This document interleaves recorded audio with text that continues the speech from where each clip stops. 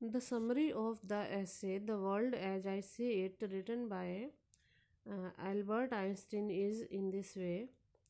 The essay, as I See It, first appeared in the journal Forum and Century. ये जो निबंध है the world as I see it, ये सबसे पहले हमें मिलता है जर्नल में आया था ये, जिसका नाम था forum and century. It begins with the idea of ties of sympathy between human beings. तो ये जो निबंध है शुरू होता है इस विचार से कि सभी व्यक्तियों के बीच में जो है एक सहानुभूति का बंधन है। The philosophical idea driven home is the need to remind oneself of how one's inner and outer life is based on the hard work of other individuals.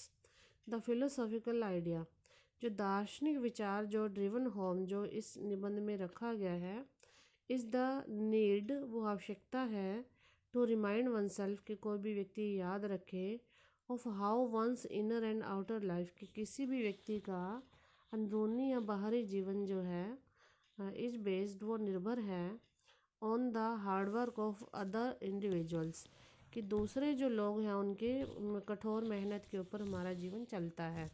कहने का मतलब है कि हम सोसाइटी में सब इंटरडिपेंडेंट हैं और हम जो है बहुत सारी ऐसी वस्तुएं हैं जो खुद जो है प्रोड्यूस नहीं करते, दूसरों की मेहनत से प्रोड्यूस की हुई चीज़ों को हम उपयोग में लाते हैं। तो इस तरीके से हमारे जो है इनर एंड आउटर लाइफ है, जो हमारा जीवन है, वो दूसरे व्यक्तियों के हार्ड वर्क के ऊपर निर्भर है। Einstein denounces class distinctions. Einstein क्या है, वर्ग विभेद को आलोचना करते हैं as unjustified and based on force. वो कहते हैं कि जो वर्ग के आधार पर जो भेदभाव है वो अनुचित है और बेस्ड ऑन फोर्स, ये ताकत के ऊपर निर्भर करता है। He did not believe in the possibility of free will. वो इस जो है वो ये नहीं मान के चलते कि कोई फ्री विल की कोई पॉसिबिलिटी है कि हम अपनी इच्छा अनुसार कार्य करें, ऐसा कुछ भी नहीं है।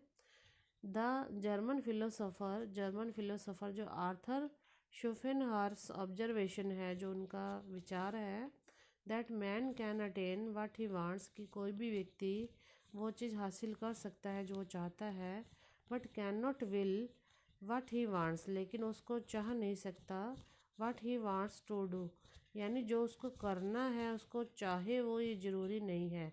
Remained a source of inspiration, ये वक्तव्य जो है, ये जो स्टेटमेंट है, ये एक उस प्रेरणा का स्रोत रहा आइंस्टीन के लिए ऑल हिज लाइफ, उनके पूरे जीवन में।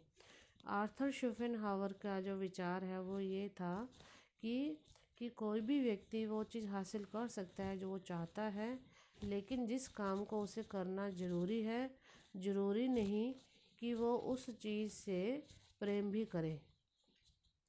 He found these words a great source of consolation in the face of complications of life.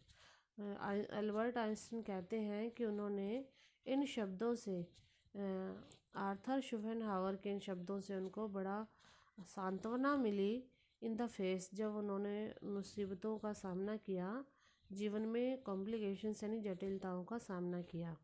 He assumed, वो मान के चलते हैं, दैट सच ए बिलीफ, किस प्रकार का जो विश्वास है, can eventually enable one to take life less seriously, कि इस तरीके के जो विश्वास हैं वो धीरे धीरे, इवेंचुअली का मतलब एज ए रिज़ल्ट, इनेबल करते हैं, धीरे धीरे जो है समर्थ बनाते हैं किसी भी व्यक्ति को to take life less seriously, कि जीवन को बहुत ज़्यादा गंभीरता से नहीं लेना है।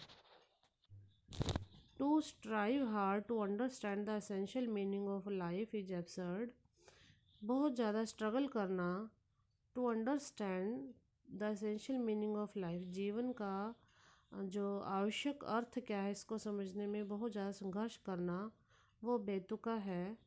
However the direction of one's life is determined by one's principles, और जो फिर भी क्या है, the direction of one's life, किसी भी व्यक्ति का जो दिशा है, जीवन की जो दिशा है, वो निर्धारित होती है बाय वंस प्रिंसिपल, उसके सिद्धांतों की वजह से, यानी सिद्धांत के हिसाब से व्यक्ति कार्य करता है। Kindness, beauty and truth are the ideals that have power to light up one's life. Einstein मान के चलते हैं कि दयालुता, सुंदरता और सच्चाई ये आइडियल है, ये आदर्श हैं जिनके अंदर पावर है to light up one's life, जिससे किसी भी व्यक्ति के जीवन को प्रकाशित कर सकते हैं। To go all out for ease and happiness alone, to go all out for ease का मतलब कंफर्ट, ईजी और लाइफ के लिए या हैप्पीनेस के लिए अकेले। अकॉर्डिंग टू आइंस्टीन, आइंस्टीन के हिसाब से कॉरस्पॉन्ड्स टू फिल्थ। तो हम क्या है, अपनी खुशी के हिसाब से अगर कार्य करते हैं तो फिर हम जो है निम्न स्थिति पर आते हैं। He strongly condemns the tendency to make efforts for materialistic gains and calls himself a lone traveller. He strongly condemns means criticises the tendency, उस प्रवृत्ति को वो आलोचना करते हैं, टू मेक एफर्ट्स प्रयास करना, फॉर मटेरियलिस्टिक गेन्स कि भौतिक जो चीज़ें हैं, भौतिक लाभ है, उनके लिए प्रयास करते रहने की जो प्रवृत्ति है उसकी वो क्रिटिसाइज करते हैं, उसको बुराई करते हैं। And calls himself a lone traveller, वो अपने आप को एक अकेला यात्री मान के चलते हैं। हुज नीड फॉर सॉलिट्यूड, जिसकी आवश्यकता है एकांत की, सॉलिट्यूड को loneliness, is greater than his need for human contact. वो कहते हैं मुझे एकांत की आवश्यकता अधिक है बजाय कि ह्यूमन कॉन्टैक्ट की आवश्यकता, कि मैं दूसरे लोगों के साथ संपर्क रखूं। अकेलापन की जो आवश्यकता है वो मेरे लिए ज़्यादा है। This brings to the fore Einstein's strong preference for democracy. और ये जो निबंध है वो सामने लाता है आइंस्टीन की स्ट्रॉन्ग प्रेफरेंस को, आइंस्टीन की जो बहुत ज़्यादा रुचि है, पसंदगी है, फॉर डेमोक्रेसी, जो प्रजातंत्र के लिए, as oppose to an autocratic regime. वो जो है ऑटोक्रेटिक यानी एक तंत्र, रिजाइम मीन्स रूल, वो एक तंत्र रूल या फिर जो है तानाशाही वाला रूल को विरोध करते हैं और प्रजातंत्र के प्रति अपनी पसंदगी दिखाते हैं। बीइंग ए पैसिस्ट, और वो एक शांतिवादी व्यक्ति हैं। He never advocated war and militarism, उन्होंने युद्ध को और मिलिट्री जो वाद है यानी मिलिट्री वाले कार्य को उन्होंने कभी भी समर्थन नहीं किया। द ऐसे कंक्लूड्स विद एन अफर्मेशन, और ऐसे क्या है जो अंत होता है निबंध का जो है, विद एन अफर्मेशन यानी सहमति के साथ, of the mystery of eternity of human life, कि मानव जीवन में की जो अमरता का कोई रहस्य है, इस रहस्य की सहमति के साथ ये निबंध समाप्त होता है। Which results itself in myriad ways, और मिस्ट्री इटर्निटी की जो मिस्ट्री है वो रिफ्लेक्ट होती है विभिन्न तरीक़ों से, मायरिड को ना डिफरेंट वेज से। One of these is manifestation of reason in nature, और उसका एक तरीका क्या है कि प्रकृति में हमें तर्क जो है प्रदर्शित होते हैं। तर्क के माध्यम से हम देख सकते हैं कि मानव जीवन में अमरता का कोई रहस्य है।